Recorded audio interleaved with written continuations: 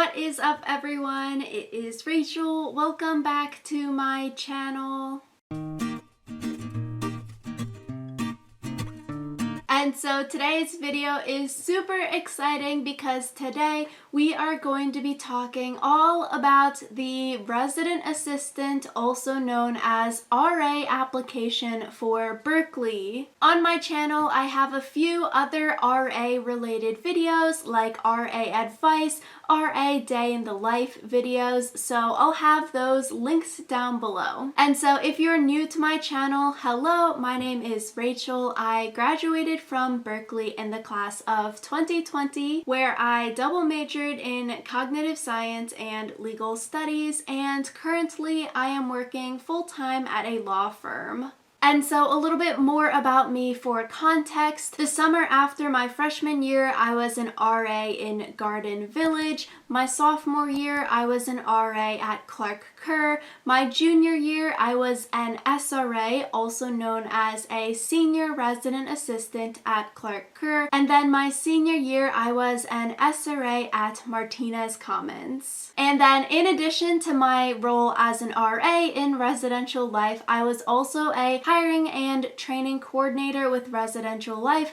for 2 years. So in that role, I got to see all of the back end of the whole RA hiring timeline and hiring processes. So with all of my involvement in residential life, that is the basis for this video. So without further ado, let's get started with RA application advice. And so like I said in my intro, all of my information was from my time in residential life. Some of these things and processes may have changed from when I was a student to now, but throughout my 4 years at Berkeley, they had this similar process with everything, so that is my basis for this video. So first, I wanted to start off by talking about some tips for the application. The biggest tip that I cannot stress enough would be to follow directions. And that might sound so simple and easy, but literally in my role as a hiring and training coordinator, countless times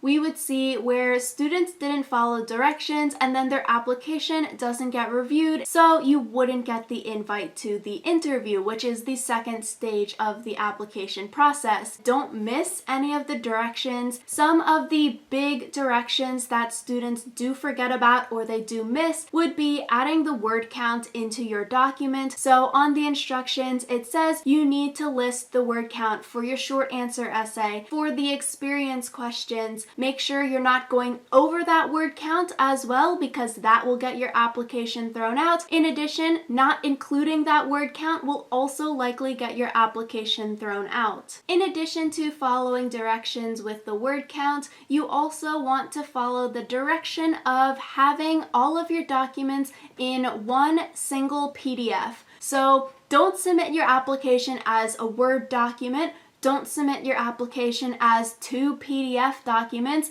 It has to be in one single PDF, or your application is also likely to get thrown out because you didn't follow the directions. Additionally, you want to submit your application on time. So the application closes at 5 p.m., not at like 11:59 p.m., not midnight. So make sure you know the application day and time deadline. When I was a hiring and training coordinator, we would get so many emails of students messaging us, do not miss it, because likely they will not have an extension period for you and you won't be able to submit an application if you submit it late. And by on time, I would say try to submit it a day early, because there was countless times where on the day that the application is due, everyone is trying to submit it at like 4:59 p.m. right before that 5 p.m. deadline, that so many students are trying to submit that the website might be a little slow or your website crashes and then it won't let you submit. So previously, there could be upwards of 600, 700 students applying to be an RA. So imagine 500 of those people are all online trying to submit at 4:55, 4:59 p.m. It's going to be a recipe for disaster. Try to submit before that day the deadline is due, just to make sure that your internet doesn't crash, that the website doesn't crash, anything like that. And with all of this, definitely read the RA job description. It's on the website that has the application. You want to read that thoroughly so you can fully understand what the RA position will entail, because thoroughly knowing the role will help you write your short answer essays, will help you write your experience activities section where you have to connect your previous experiences to the RA position. So if you don't have a good grasp on that, then your short answers, then your essay will be a little bit lacking. So now going a little bit into what happens after you've submitted your application. Once you submit your application, you have a few months while they are getting scored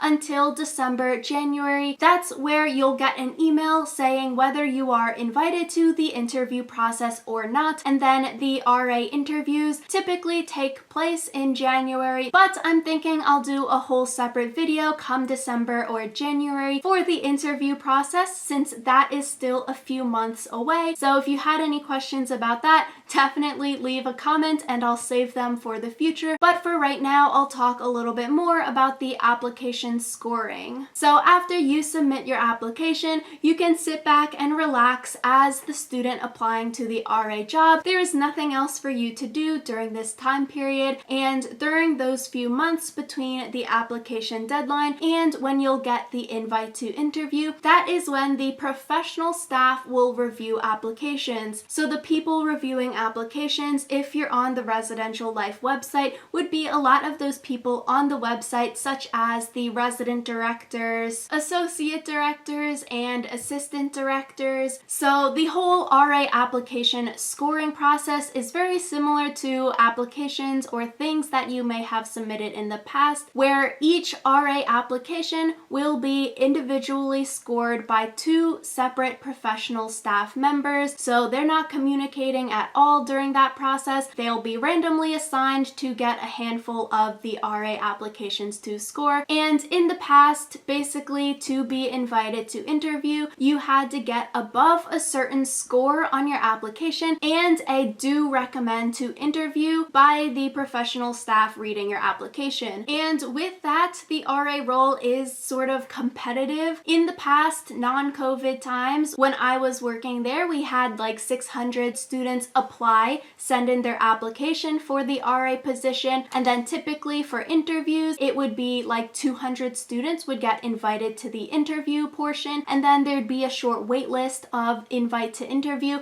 if people didn't sign up for interviews. So that was pre-pandemic. Now, during the pandemic, the numbers may have gotten lower due to uncertainty of classes in person or online, but now that they're announcing for the future, it's probably going to be fully in-person classes. That may make the number of applications rise again to the pre-pandemic number. Although I did see a Daily Cal article saying that they're actually changing the term limit of RAs. Previously, you could be an RA for your entire time at college, sophomore, junior, senior year. They are wanting to limit it to a 1-year position for RAs, where potentially like apartment RAs and SRAs, the senior resident assistant, would be for the older students continuing in the role, but there's a lot less of those, which could change these application numbers and things like that. So that's something to look out for and to read up on. I will include that link to the article down below if you did want to check that out, because if it is only a 1-year position moving forward,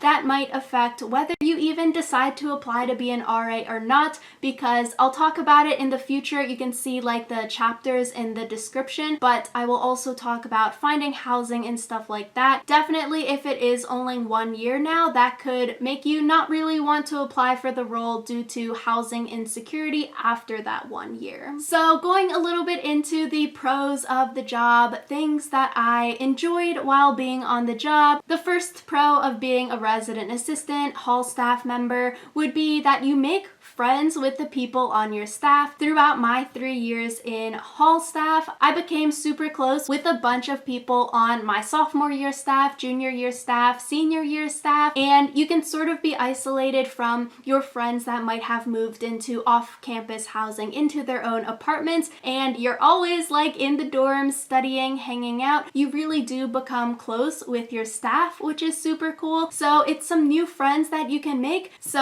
I liked that part of the job. Additionally, similar to making friends with people on staff, you get to meet a lot of really interesting, cool, diverse residents that you are the resident assistant for. So it is really cool to meet a bunch of residents and learn about them. And with meeting these residents, another cool part of the job is being a mentor for these students. That's one of the factors that drew me to the resident assistant position. Similarly, like why I make YouTube videos, because I like to share my experiences and help others. As an RA, you'll really be a mentor for these students, whether they are a first-year student, a transfer student, a continuing student. You get to provide resources, act as a big sibling or even younger sibling if the student is older than you, and guide people along their Berkeley journey, which I think is very, very awesome. And with that, you also get budgets to put on events for these residents, so cool things that you can spend money on for your community that helps to build that camaraderie to make all of these students in your residence hall, floor, or building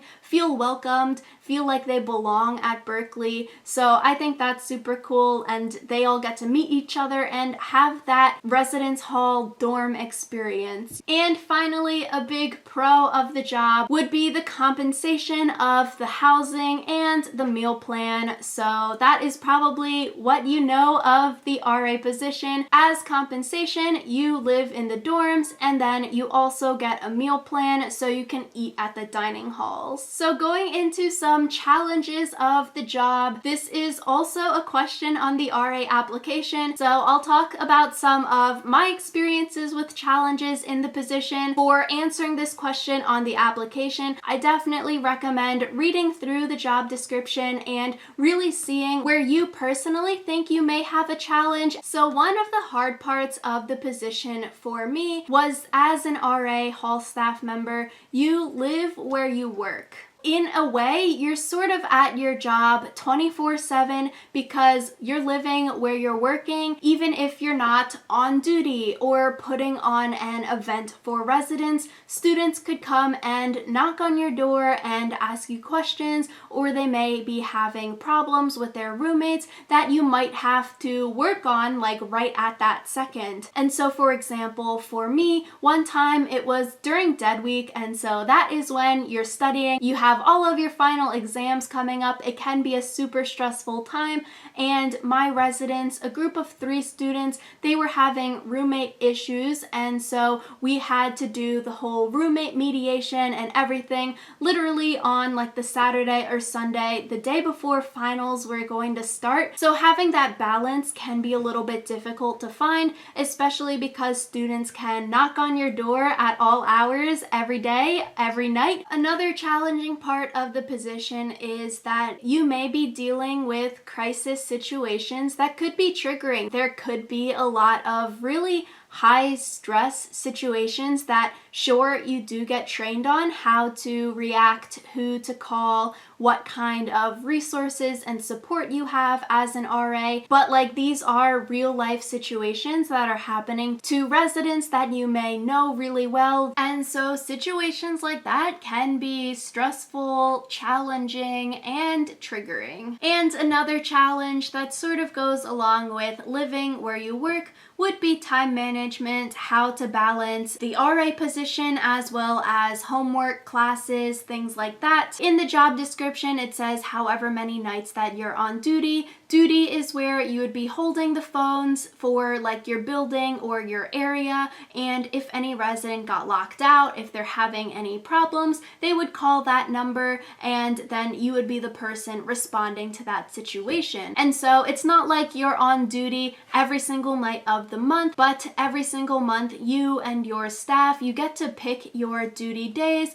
So for me, with time management and balancing everything, I would write down in my planner on my calendars okay, I have exams on this day, that day, so I wouldn't schedule duty for the night before I have a big exam, because on those nights, you might get woken up at 3 a.m. to respond to a lockout or something. So planning your schedule around when you have big tests or you know you have projects due, then don't schedule a duty for that night. Don't schedule an event that you're putting on for your residents on that night, because you know you have to be studying and focusing. With that also, I feel like a big misconception is that when you are on duty, you have to stay awake the entire night. I've had so many residents ask that, like, oh, do you not get to sleep because you're an RA? But no, when you are on duty, you do get to sleep. It's just that if they call the duty phone, like, you would wake up and respond to it, but you do get to sleep. You don't have to pull all-nighters doing that. And so next, I'll talk a little bit about placement, but after the interview, then you'll either get accepted to be an RA for the next academic school year, waitlisted, or you'll be rejected. Basically, with placement, you do not get to pick which unit, building, residence hall, anything like that that you want to be placed in, but it is up to the discretion of the resident directors, up to Residential Life. So you don't get to pick your own placement, but the placement is decided for you, and oftentimes you will have to accept the resident assistant position before you get assigned the placement. And so for me, I lived in Unit 3 my freshman year, and then for the RA position, I got placed at Clark Kerr. I was a little bit nervous about that because living my freshman year in the units, going to Clark Kerr, I thought it'd be like a big difference. The student populations are different. You don't have the high-rise buildings of Unit 3 anymore. It's a further walk away from campus. But it turned out to be like such a great placement, even though I was nervous. I really liked my 2 years working at Clark Kerr, though the walk was a little bit far and I didn't necessarily like that aspect. I really liked the students that I worked with. I really liked my staff that I was working with. So I would definitely say for placement, if you were hoping to get a certain building unit, but you didn't get the unit that you were living in freshman year, I would say still go for it and try it out. Like for me, Unit 3 to Clark Kerr is a big move, but it was very worth it even though I was nervous about it. So finally, I'll talk a little bit about finding housing and other university jobs that provide housing. Like I mentioned, the RA position can be very competitive. I would say if you're applying to be an RA, the easiest thing to do would be to also apply for university housing. So living in the dorms units again, because if you did get offered the RA position come January, February, then you can just cancel your housing contract for the next year, versus if you signed a lease or something like that, those can be a lot harder to get out of. Then maybe you have to pay for your apartment off campus while also working as an RA. It just gets a little bit tricky, I feel. Plus, like I mentioned with the RA waitlist, you could get invited to be an RA off of the waitlist in the summer. You could get invited off of the waitlist literally in the fall of next year after the semester already starts. So if you're in university housing already, it would be easier to cancel your contract and then move into the RA role versus if you're living off campus. And then some other positions that have compensation as housing as well would be the residential student coordinator position. Those are also known as RSC, and you can find that on the same website where the RA opportunities are. And also, if you're super interested, you may look into applying to be a resident assistant at International House. That's an entirely separate application process, everything like that, than to the university-owned housing, the dorms, the units. So that is a little bit of information about the RA application at UC Berkeley. Definitely, if you have any questions, please leave them as a comment down below. Good luck writing all of your applications. Do not miss the deadline, that is for sure. Give this video a big thumbs up to help me out with the YouTube algorithm, and subscribe to my channel if you want to see more videos from me. Thanks so much again, good luck, and I will see you all next time.